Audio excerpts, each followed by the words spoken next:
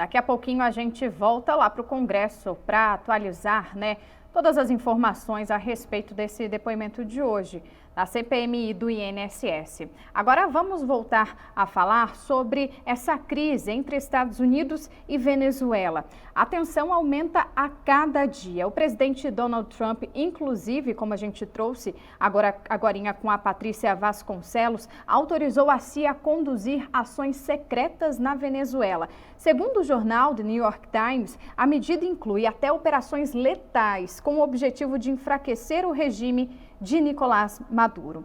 Para entender o que está por trás dessa decisão, vamos conversar agora ao vivo com a Roberta Mello, que é especialista em relações internacionais. Roberta, seja muito bem-vinda ao Poder Expresso. Eu queria saber o que significa, assim, na prática, autorizar uma agência de inteligência a conduzir, segundo The New York Times, ações letais em outro país. Boa tarde.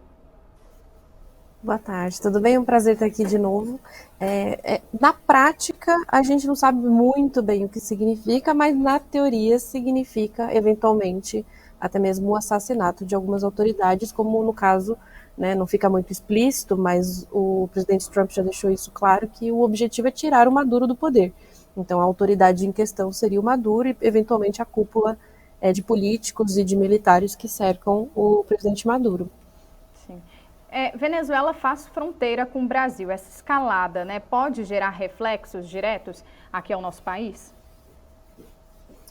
É difícil de mensurar se os reflexos seriam tão diretos assim, mas com certeza essa escalada de militar na América Latina, que já tem começado há algum tempo, o presidente Trump já havia autorizado o uso de instrumentos militares no Mar do Caribe, então não é algo novo necessariamente, mas essa escalada pode sim trazer algum tipo de efeito cascata ou algo do gênero para o Brasil. Não imediatamente, muito provavelmente não, e eu acho difícil que o Brasil se envolva em qualquer tipo de conflito, principalmente porque o Brasil tem um histórico pacifista, o Brasil tem um histórico é uma amizade muito boa com a Venezuela, apesar das divergências políticas, tem uma história também muito boa com os Estados Unidos, que tem deixado isso muito claro, inclusive agora durante essas discussões sobre o tarifaço, então é difícil que o Brasil se envolva diretamente no conflito.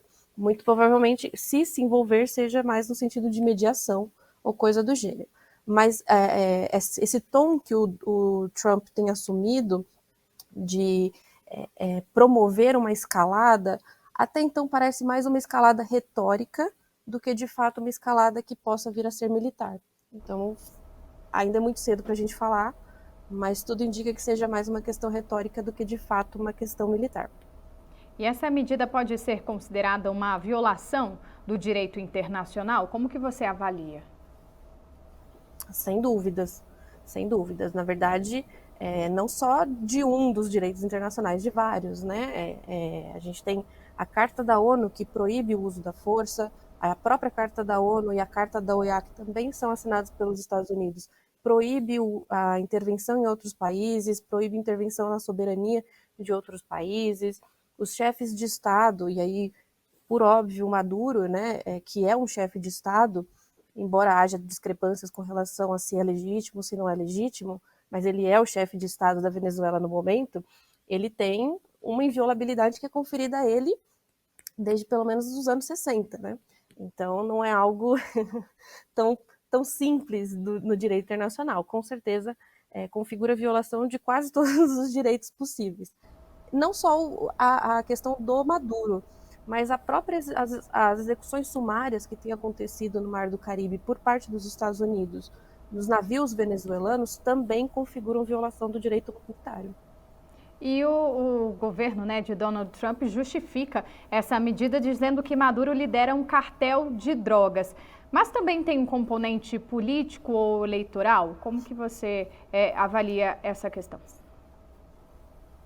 Com certeza, porque, na realidade, os documentos mais recentes das agências de inteligência norte-americanas já indicam que não há indícios de que o Maduro seja líder de um cartel, seja lá qual dos quartéis são falados, que tem dois, o Araguã o Los Solis. Mas, independente do cartel que está sendo divulgado, as agências americanas já indicam que não.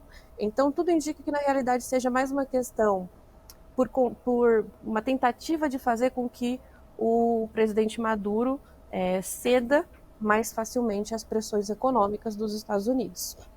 E quais são os riscos, né, desse tipo de ação?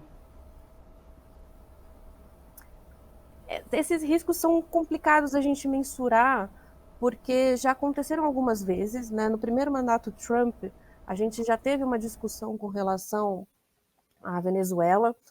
Depois, no governo Biden, também já houve essa discussão.